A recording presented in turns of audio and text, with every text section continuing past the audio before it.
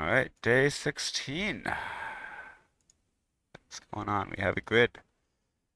Uh, the east is a point, clockwise 1,000 points. Let's see. Reach the end tile from ST. Okay, that sounds straightforward.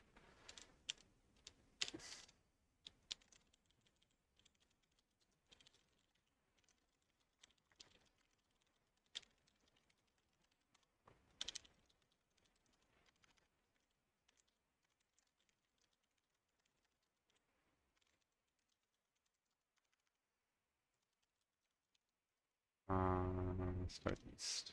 Okay.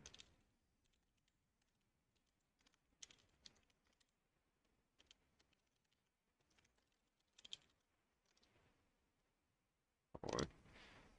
Uh,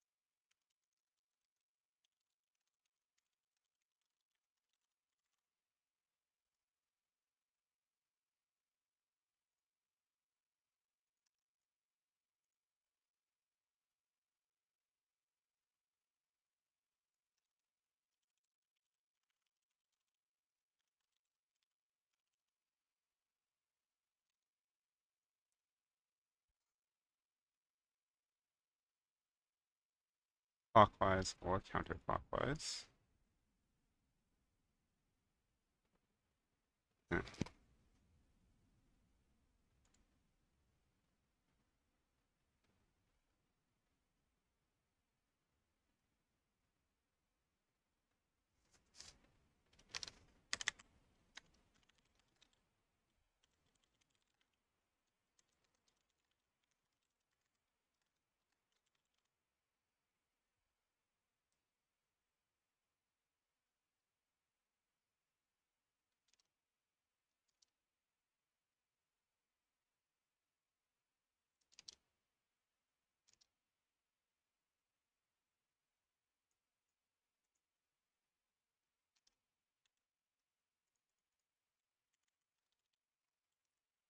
Up, right, down, left.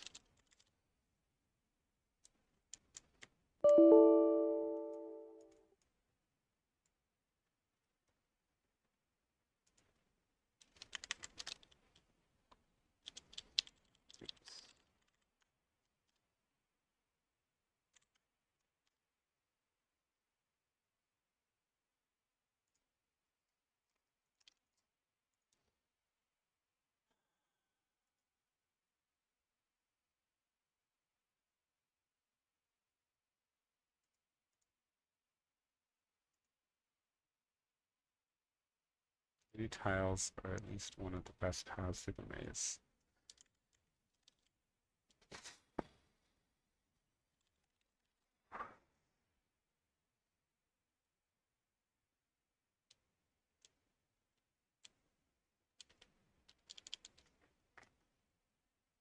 Let's see. Um,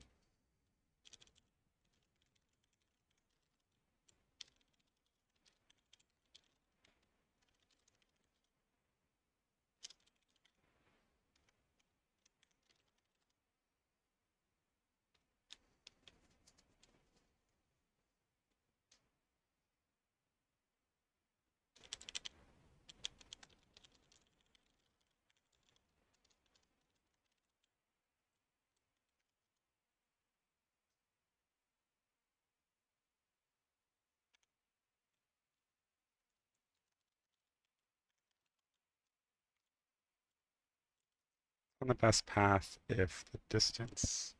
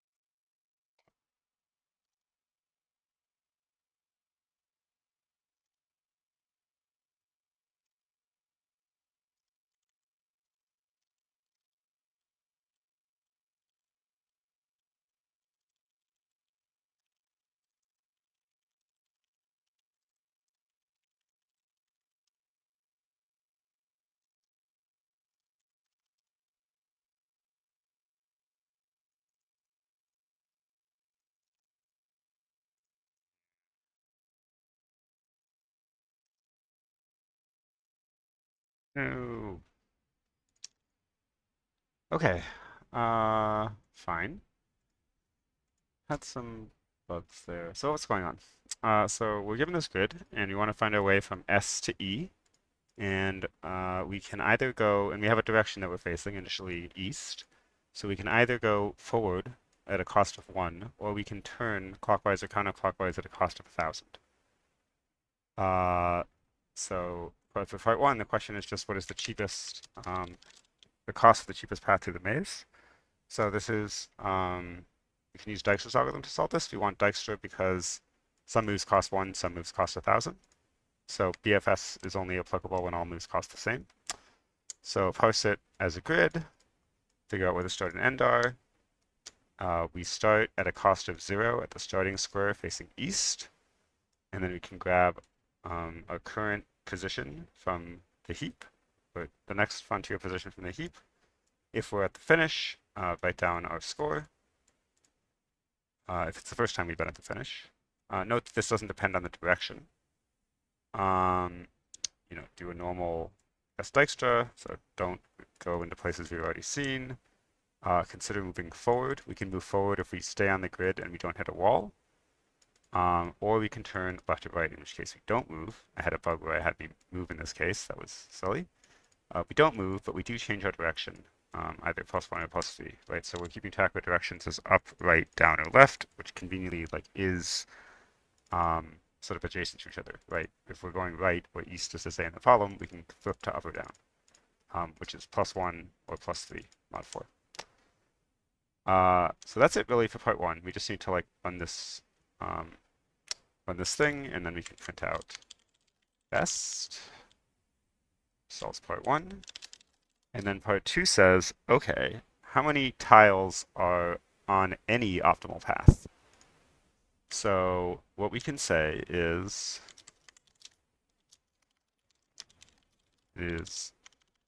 on an optimal path if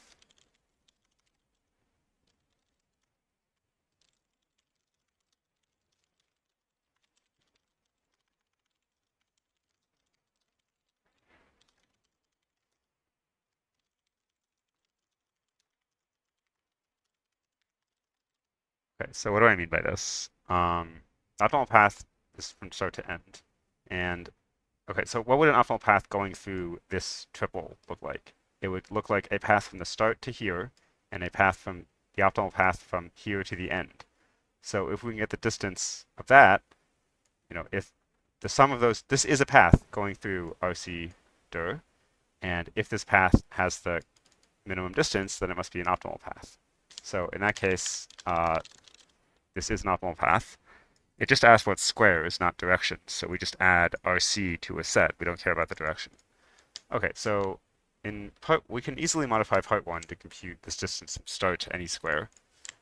Just instead of terminating our Dijkstra early, just let it run for all the squares. Actually, you don't even need to do that because anything after the end is not going to be an optimal path. So fine. How do we compute the distance from each square to the end? Well, we can flip it and compute the distance from the end to each square. I'm not sure. I ran into a bug with this, so I'm not sure if there's a nicer way to do it. And maybe there's something slower that still runs in time, but I mean, this seems kind of nice. So what is the idea? So we say, okay, let's start from the end, going in any direction, right? Because we're specified what direction we go in at the start. At the end, we can go through in any direction. And then we can say, and the idea is this is like a flip direction, right? So we're sort of running it backwards. So turning left and right is the same backwards or forwards, but going forward is different. Going forwards is like going backwards. Maybe you could say that what I should have done. So what I did was I kept track of the backwards direction. But this is tricky because you need to. Okay, let me explain what I did, and then I'll explain some different options. Okay, so we say we're going backwards from here. Um, so sort of this part is the normal Dijkstra, right?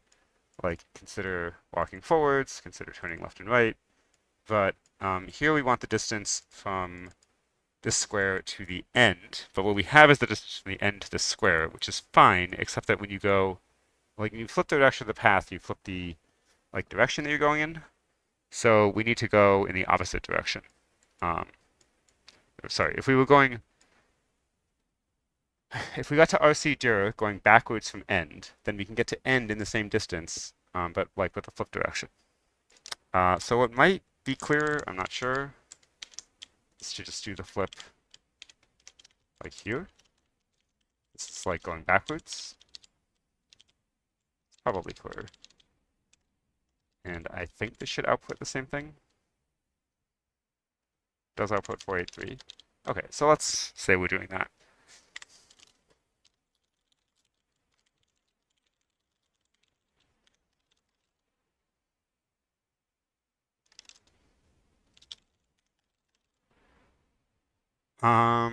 And yeah, other than that, it's just the same. Don't need this mod 4 anymore. Uh, so yeah, I mean, I don't know what else to say. So we just run these two iterations of Dijkstra to get the distance from the start to all the squares and from the end to all the squares. And then we can figure out what squares are on an optimal path.